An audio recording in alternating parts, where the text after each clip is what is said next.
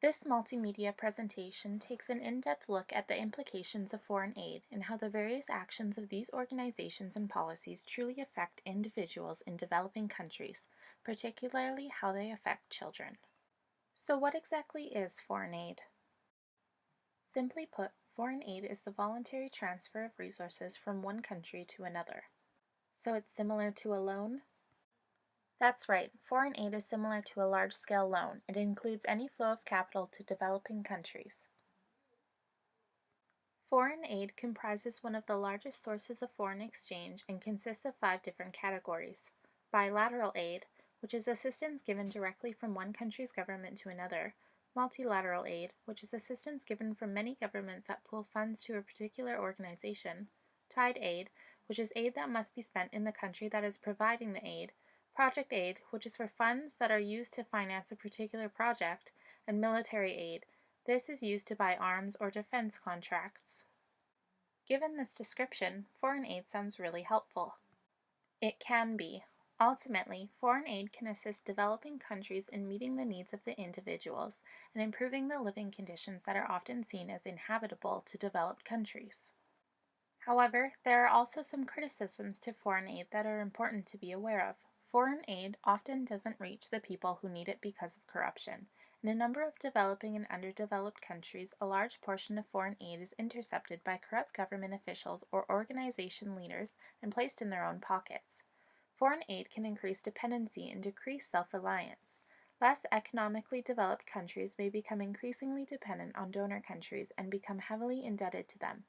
Foreign aid can lead to developing countries falling further into debt and poverty. When there is development in progress, there is inflation, which causes prices of commodities to increase, making the poor people more deprived. Foreign aid is sometimes given to a country or recipient to benefit foreign-owned corporations and entities. This results in the help not being directed toward the less fortunate, but to its own people. Help often fails to reach the right people who are really in need of assistance. This can even stir and encourage corruption in these countries. In a particular example of British foreign aid, hundreds of millions of dollars were used to prop up some of the most corrupt countries in the world. Some of these countries include Somalia, Libya, South Sudan, North Korea, Iraq, Syria, Uzbekistan, and Turkmenistan. In particular, Somalia ranked number 1 on Transparency International's list of corrupt regimes, receiving £86.8 million in 2012 alone. Oftentimes, bribery from developed countries become a major theme in the foreign aid process, with most bribe schemes beginning with demands by government or project officials rather than offers by contractors. These particular schemes often start with relatively small gifts and favors. For example, in one instance in Africa, several international contractors paid for plant inspections or study tours that were really just vacations and shopping expeditions for project personnel and their spouses. It is important to note that foreign aid does create some outcomes that are beneficial for developing countries when done in the appropriate manner and with the appropriate individuals in focus. Foreign aid can help ease poverty in poor countries.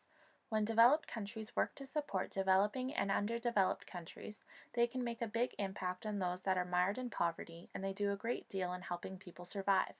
For example, food donations can ensure that deprived communities have access to nutritious meals and keep hunger at bay, while monetary aid can assist developing countries in constructing roads, buildings, telecommunication networks, and other types of infrastructure that can boost their economy and help them rise above poverty. Foreign aid can encourage development. Many industrial development projects that are supported by foreign aid create more jobs, improve infrastructure, and overall development of the local community. Foreign aid can promote better relationships between countries. Foreign aid can actually work to create opportunity for a country to express goodwill to another and foster good diplomatic relations between them. Although this can often be perceived as a one-sided affair, it can be beneficial for the donor country since the nation receiving aid usually offers whatever it can to express its gratitude. Foreign aid can help other nations fight drugs and other problems. One example of this is the International Narcotics Control Program, which sets aside funds to help fight drug problems in other countries. Foreign aid has been proven in many cases to be extremely beneficial to the lives of children in developing countries.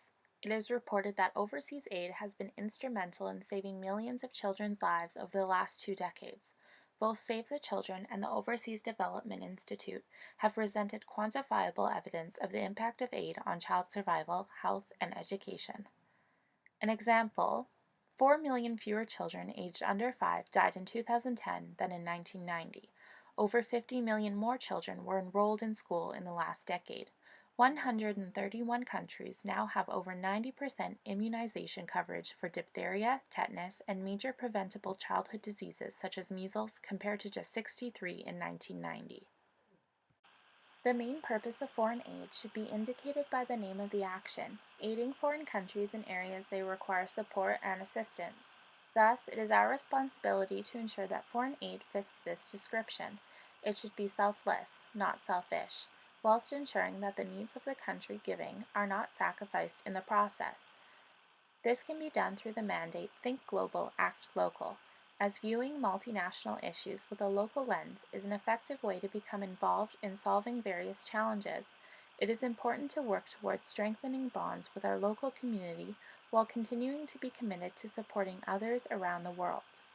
In summary, it is critical for foreign aid actions to move from the action of working for the good of the leader and to come together for the good of all individuals in the world, first from a local scale and next stretching out to a global scale.